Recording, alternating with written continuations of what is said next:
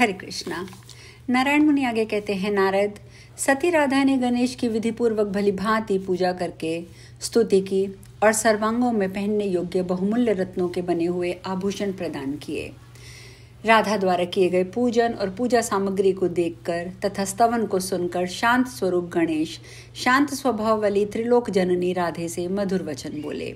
श्री गणेश ने कहा, जगत माता, तुम्हारी ये पूजा लोगों को शिक्षा देने के लिए है। शुभ है, तुम तो स्वयं ब्रह्म स्वरूपा और श्री कृष्ण के वक्षस्थल पर वास करने वाली हो। ब्रह्मा, शिव और शेष आदि देवगण, सनकादि मुनिवर, जीवंत मुक्त भक्त और कपिल आदि सिद्ध शिरोमणि, जिनके अनुपम एवं परम दुर्लभ चरण कमल का निरंतर ध्यान करते हैं, उन श्री कृष्ण के प्राणों की तुम अधिदेवी तथा उनके लिए प्राणों से भी बढ़कर प्रिय प्रियतमा हो। श्री कृष्ण के दक्षिणांग से माधव हैं, वामांग से राधा प्रादुर्भूत हुई हैं।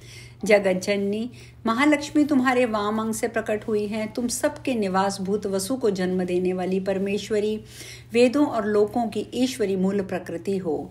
माता, इस सृष्टि में जितनी प्राकृतिक नारियां हैं वे सभी तुम्हारी विभूतियां हैं। सारे विश्व कार्य रूप हैं, तुम उनकी कारण रूपा हो। प्रलय काल में जब ब्रह्मा का तिरोभाव हो जाता है वह श्रीहरि का एक निमेष कहलाता है। उस समय जो बुद्धिमान योगी पहले राधा फिर परात्पर कृष्ण अर्थात राधा कृष्ण का सम्यक उच्चारण करता है, वह अनायास ही गोलोक में चला जाता है। इससे व्यक्तिक्रम करने पर वह महापापी निश्चय ही ब्रह्मत्या के पाप का भागी होता है। तुम लोगों की माता परमात्मा श्रीहरि पिता हैं, परंतु माता पिता से बढ़कर श्रेष्ठ, पूज्य, वंदनीय और परात्परा होती है।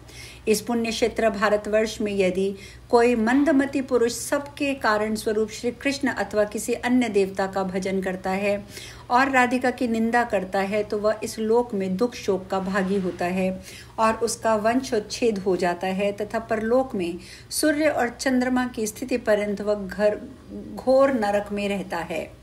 ज्ञान का उद्विकरण करने अर्थात उगलने के कारण गुरु कहा जाता है। वह ज्ञान तंत्र मंत्र से प्राप्त होता है। वह मंत्र और यह तंत्र तुम दोनों की भक्ति है। जब जीव प्रत्येक जन्म में देवों के मंत्र का सेवन करता है तो उसे दुर्गा के परम दुर्लभ चरण कमलों की भक्ति की प्राप्ति हो जाती है। जब वह लोकों के कारण स्वरूप शंभु के मंत्र का आश्रय ग्रहण करता है तब तुम दोनों राधा कृष्ण के अत्यंत दुर्लभ चरण कमल को प्राप्त कर लेता है। जिस पुण्यवान पुरुष को तुम दोनों के दुष्प्राप्य चरण कमल की प्राप्ति हो जाती है वह दैववश क्षणार्थ अर्थवा उसके षोडांश काल के लिए भी उसका त्याग नहीं करता। जो मानव इस पुण्य क्षेत्र भारत में किसी वैष्णव से तुम दोनों के मंत्र, स्त्रोत और कर्म मूल का उच्छेद करने वाले कवच को ग्रहण करके परम भक्ति के साथ उसका जप करता है, वह अपने साथ साथ अपनी सहस्त्रों पीढ़ियों का उद्धार कर लेता है। जो मनुष्य विधि पूर्वक वस्त्र, अलंकार और चंदन युक्त गुरु का भली भांति पूजन करके तुम्हारे कवच को धारण करता है वह निश्चय ही विष्णु तुल्य हो जाता है। मात्र तुमने जो कुछ वस्तु मुझे समर्पित की है उन सबको सार्थक कर डालो, अर्थात अब मेरी प्रसन्नता के लिए उसे ब्राह्मण को दे दो, तब मैं उसका भोग लगाऊंगा। क्योंकि देवता को देने योग्य जो दान अथवा दक्षिणा होती है वह सब यदि ब्राह्मण को दी जाए तो वह अनंत हो जाती है। राधे, ब्राह्मणों का मुख ही देवताओं का प्रधान मुख है, क्योंकि ब्राह्मण जिस पदार्थ को खाते हैं वही देवताओं को मिलता है। मुने, तब सती राधिका ने वे सारा पदार्थ ब्राह्मणों को खिला दिया। इससे गणेश तत्काल ही प्रसन्न हो गए। उसी समय ब्रह्मा, शिव, शेषनाग आदि देवता देव श्रेष्ठ गणेश का पूजन करने के लिए उस वट वृक्ष के नीचे आए। तब एक शिवदूत वहां आकर उन देवता और देवियों से कहने लगा। रक्षक अर्थात शिवदूत ने कहा, देवगण, वृषभानुसुता राधा ने मुझे हटाकर शुभ मुहूर्त में स्वस्ति वाचन करके सर्वप्रथम गणेश की पूजा की है। पूजन में ऐसा कहा जाता है कि जो सर्वप्रथम पूजन करता है वह अनंत फल का भागी होता है और मध्य में पूजा करने वाले को मध्यम और अंत में पूजा करने वाले को स्वल्प पुण्य प्राप्त होता है। ऐसी दशा में बहुत से देव शिरोमणियों, मुनिवरों, देवांगों के रहते हुए उस राधा ने गोपियों के साथ देव श्रेष्ठ गणेश की पूजा की है। दूत की बात सुनकर सभी देवताओं, मुनियों, मनुओं, राजाओं का समुदाय और देवांगनाएं हंसने लगी। वहां जो रुक्मणी आदि महिलाएं और देवियां थीं उन्हें महान विस्मय भी हुआ। तत्पश्चात सावित्री, सरस्वती, परमेश्वरी, पार्वती, रोहिणी, सती संज्ञक स्वाहा आदि देवांगनाएं तथा सभी पतिव्रता मुनि पत्नियां वहां आईं। फिर सभी देवताओं, मुनियों, मनुओं और मनुष्यों का दल गण सहित श्री कृष्ण और अन्यान्य जो वहां उपस्थित थे उन सभी लोगों ने हर्षपूर्वक पदार्पण किया। तत्पश्चात उन सब ने शुभ मुहूर्त में बलवान और दुर्बल के क्रम से पृथक पृथक विविध द्रव्यों द्वारा गणेश की पूजा की। इस प्रकार पूजा करके वे सभी सुखासन पर विराजमान हुए। इसी समय पार्वती परम हर्ष के साथ राधा के स्थान पर गईं। पार्वती को आया देखकर राधा उतावली के साथ अपने आसन से उठ खड़ी हुई और आनंद मग्न हो उनसे सादर यथा योग्य कुशल समाचार पूछने लगी। तत्पश्चात परस्पर आलिंगन और स्नेह प्रदर्शन किया गया। तब दुर्गा राधा को अपनी छाती से लगाकर मधुर वचन में बोली। पार्वती ने कहा, राधे, मैं तुमसे क्या कुशल प्रश्न करूं, क्योंकि तुम तो स्वयं ही मंगलों की आश्रय स्थान हो। श्री दामा के शाप से मुक्त हो जाने पर अब तुम्हारी विरह ज्वाला भी शांत हो ही गई है। जैसे मेरे मन प्राण तुम में वास करते हैं, वैसे ही तुम्हारे मुझ में लगे रहते हैं। इस प्रकार शक्ति और पुरुष की भांति हम दोनों में कोई भेद नहीं है। जो मेरे भक्त होकर तुम्हारी और तुम्हारे भक्त होकर मेरी निंदा करते हैं, वे चंद्रमा और सूर्य के स्थिति काल पर्यंत कुंभिपाक में पचते हैं। जो नराधम राधा और माधव में भेदभाव करते हैं, उनका वंश नष्ट हो जाता है और वे चिरकाल तक नरक में यातना भोगते हैं।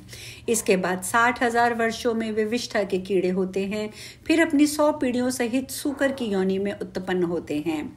सर्व पूज्य पुत्र गणेश्वर की तुमने सर्वप्रथम पूजा की है, मैं वैसा नहीं कर पाई हूँ। यह गणेश जैसा तुम्हारा है, वैसा मेरा भी है। देवी, दुग्ध और उसकी धवलता के समान राधा और माधव में जीवन पर्यंत कभी विच्छेद नहीं होगा। पुण्य क्षेत्र भारतवर्ष में स्थित इस महातीर्थ सिद्धाश्रम में विघ्न विनाशक गणेश की भांति पूजा करके तुम बिना किसी विघ्न बाधा के गोविंद को प्राप्त करो। तुम रसिका रासेश्वरी हो और श्री कृष्ण रसिक शिरोमणि हैं, अतः तुम नायिका का रसिक नायक के साथ समागम गुणकारी है।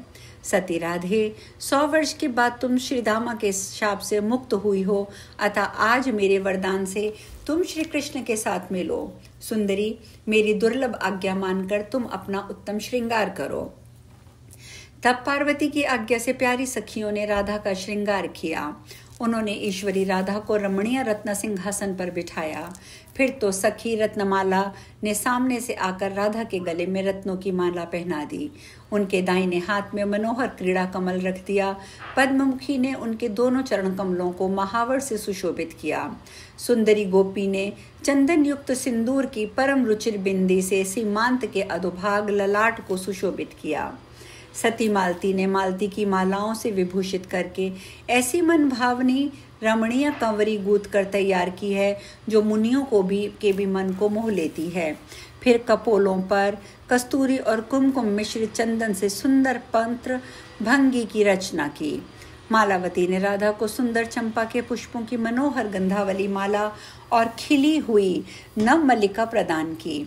रति कार्यों में रस का ज्ञान रखने वाली गोपी ने परम श्रेष्ठ नायिका राधा को राधा रत्न आभरणों से विभूषित करके रति रस के लिए उत्सुक बनाया। सती ललिता ने उनके शरतकालीन कमल दल के समान विशाल नेत्रों को काजल से आंच कर सुहावनी साड़ी पहनने को दी और महेंद्र द्वारा दिए गए पारिजात के सुगंधित पुष्प को उनके हाथ में दे दिया। सती गोपिका सुशीला ने पति के पास जाकर किसी प्रकार सुशील एवं मधुर यथोचित वचन कहना चाहिए, ऐसी नीति युक्त शिक्षा दी।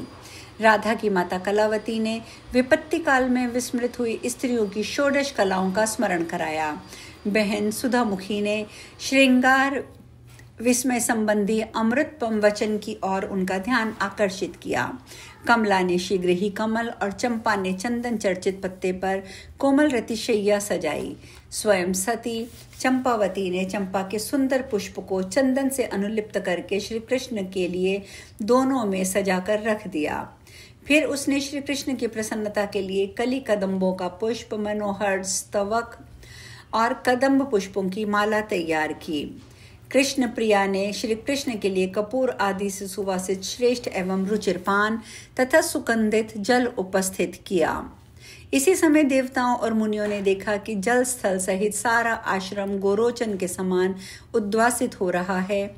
इस समय तीनों लोकों में वास करने वाले सभी लोगों ने श्री राधिका के दर्शन किए। आज हम कथा में यहीं विश्राम लेंगे। शेष कल। हरे कृष्णा।